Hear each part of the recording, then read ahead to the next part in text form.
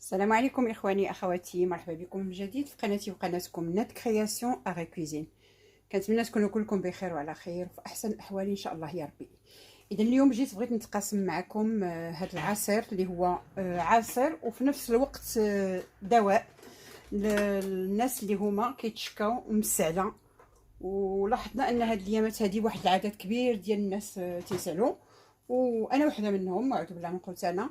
دوزت واحد السعله خطيره بزاف، وهذا العصير نصحتني به واحد السيده الله يجازيها بخير ودرته وفعلا ساعدني بزاف ونقى لي لي بومون ديالي و ميم طون لذيذ بزاف ومنعش. اذا ما غاديش نطول عليكم، غندوزو مباشره شنو غادي نحتاجو في هذا العصير. الوغ هنا عندنا الزبيب البلدي كيف كتشوفوا،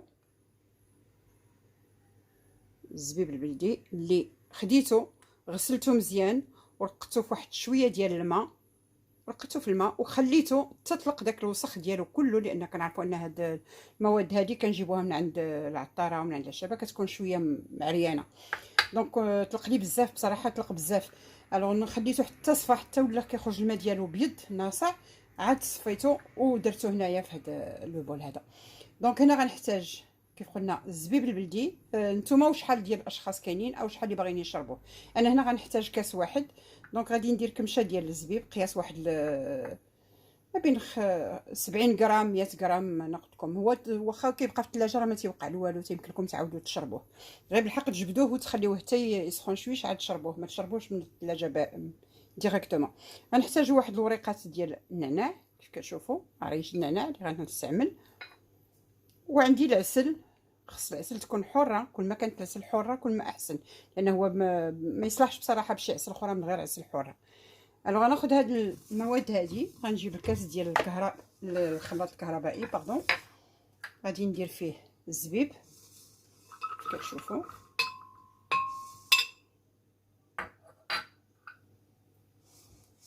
غادي نضيف له العسل قياس واحد 2 معالق كبار ديال العسل، 2 معالق كبار بصراحه. هو غتقولوا لي الزبيب حلو غنزيدوه العسل، اي اكيد هو غادي يجي حلو، ولكن ما عندنا ما نديرو، لان بما ان خصنا نستعملوه ان شاء الله كدواء وللشفاء. اذا غنصبروا ماشي مشكل، غنصبروا على واحد شويه ديال الحلاوه. وهذه حلاوه طبيعيه ماشي حلاوه اللي كضر، ماشي سكر او شي حاجه ديال لاباتيسري هو اللي غادي تضرنا. دونك هنا درت الزبيب وزدت معاه العسل، غادي نضيف له في الاول غير شويه د الماء ماشي بزاف. كيف كتشوفوا انا ما عمرتش الغراف كله على ما نطحن مزيان هاد المواد، وعاد نعاود ثاني نزيدوا الماء الكافي. هنا غناخذ عريج النعناع كيف كتشوفوا هكا، ها هو هذا ماشي بزاف، خليت غير عريج وتعطيها مذاق وفي نفس الوقت كتجي منعشه بزاف. انا نزيد واحد شويش بالاخص الناس اللي كيعجبهم النعناع. هنا غادي ناخذ الخلاط الكهربائي وغادي نطحن كلشي المواد ديالي، وغادي نرجع عندكم ان شاء الله.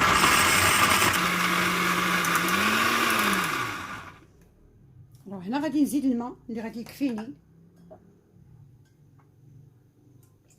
نزيد عليه الماء قياس، غنديرو قياس واحد نص لتر ديال الماء لهاد العصير،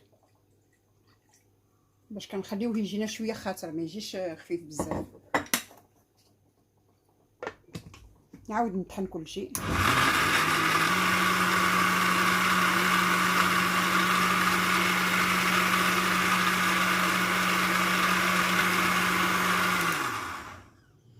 فوالا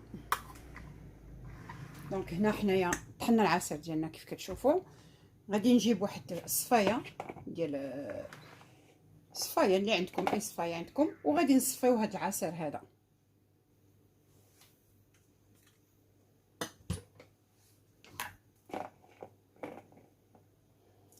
هانتوما كتشوفوا كيف هابط خاطر.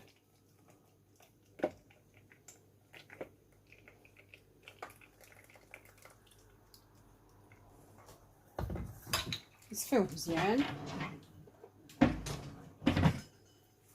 باش نحيدو داك التخت اللي كيبقى ديال الزبيب، واخا هو ما فيه والو، يمكننا نشربوه هكذاك، اللي يقدر اللي بغى يشربوه هكا كيشربوا، مي انا كنفضل نصفيه.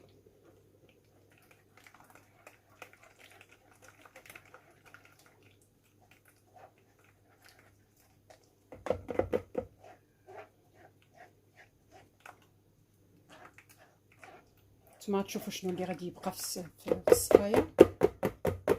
التخت كله غادي نخليه انا لتحت باش في نفس الوقت ما يجيناش حرش. بالنسبه لنا مع السعله كيكون صدرنا شويه مضرور شويه، وحلقنا حتى هو كيف كتسمعوا حلقي هرازي كنوليوه.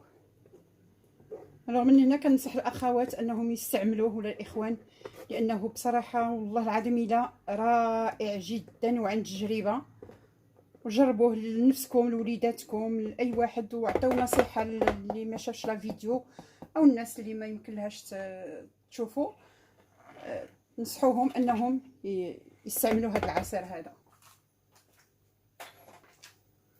صافي نتوما كتشوفوا كي ولا العصير.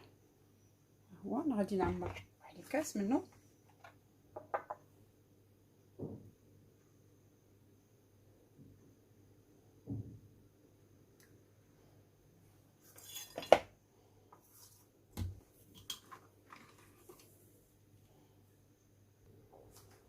اذا العصير ديالنا هو وجد كيف كتشوفوا، كيجي منعش صحي رائع بمعنى الكلمه.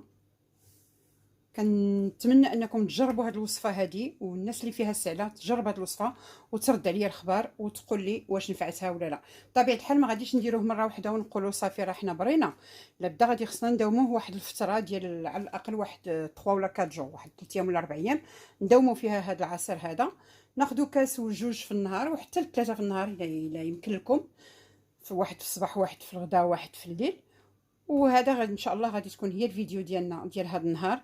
كنتمنى تكون عجباتكم وتستافدوا منها، وما تنساونيش بلي لايك ديالكم ولي جيم ديالكم والدعم ديالكم، لانه هو بصراحه اللي كيخلينا نتشجعوا ونزيدوا نعطيو المزيد من المعلومات اللي عندنا نشاركوها معكم. وشكرا لكم، وكنقول لكم الى فيديو قادم ان شاء الله بحول الله. وما تنساونيش من الدعم ديالكم مره اخرى فضلا وليس امرا.